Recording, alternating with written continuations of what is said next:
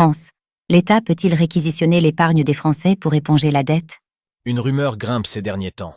L'État français pourrait réquisitionner votre épargne afin d'éponger sa dette.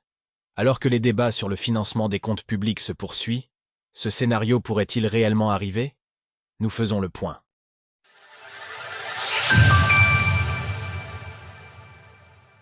La dette financée par l'épargne des Français, une possibilité? Face à la crise économique et politique qui secoue le pays, ces dernières semaines, la question du financement de la dette publique de la France est plus que jamais débattue. Et sur les réseaux sociaux, une rumeur monte, celle d'une éventuelle réquisition de l'épargne des Français afin de payer la note de la France. La dette est évaluée à 3 228 milliards de dollars au deuxième trimestre 2024, soit 112% du PIB de la France. Pour rappel, la France fait l'objet d'une procédure pour déficit excessif de la part de l'Union européenne, ce qui a fait grimper la tension en pleine crise politique.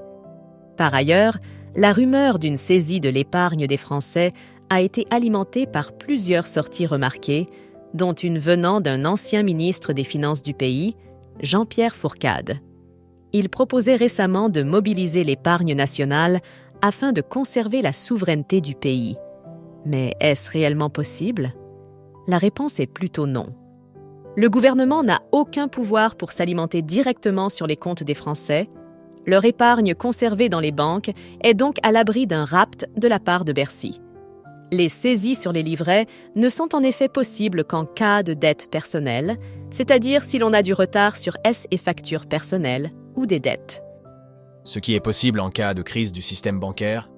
L'État, par le biais du Haut Conseil de stabilité financière, HCSF, peut cependant bloquer des fonds en cas de situation de crise bancaire.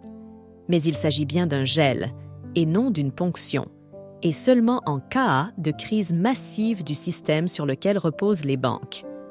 Là encore, il n'est donc pas question de prélever l'épargne des Français, que cela soit sur leur livret d'épargne ou leurs assurances vie. Dans ce qui a précis, ce n'est pas le gouvernement qui décide du blocage des fonds, mais il s'agit d'une décision commune du HCSF et de la Banque de France. Par ailleurs, le blocage est limité dans le temps, 6 mois au plus pour les assurances vie, avec un seul renouvellement possible. Autre point à souligner, ce scénario n'est jamais arrivé, même pendant la crise de 2008.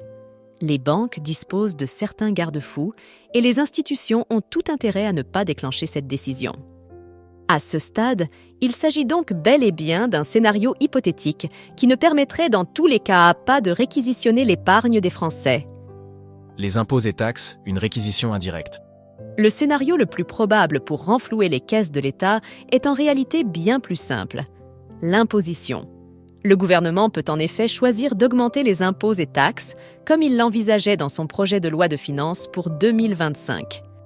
Dans ce cas, il s'agit d'une ponction indirecte. Les Français qui ne peuvent pas financer directement leur imposition étant obligés d'utiliser leur épargne. On voit donc que l'État n'ira pas chercher dans les comptes épargne des Français de l'argent pour éponger la dette, puisqu'il n'en a pas le pouvoir. Cela dit, des augmentations d'impôts ou de taxation importantes sont possibles. Et c'est bien ce point qui a été vivement débattu à l'Assemblée et au Sénat ces dernières semaines. Retrouvez toutes les actualités crypto sur le site cryptost.fr.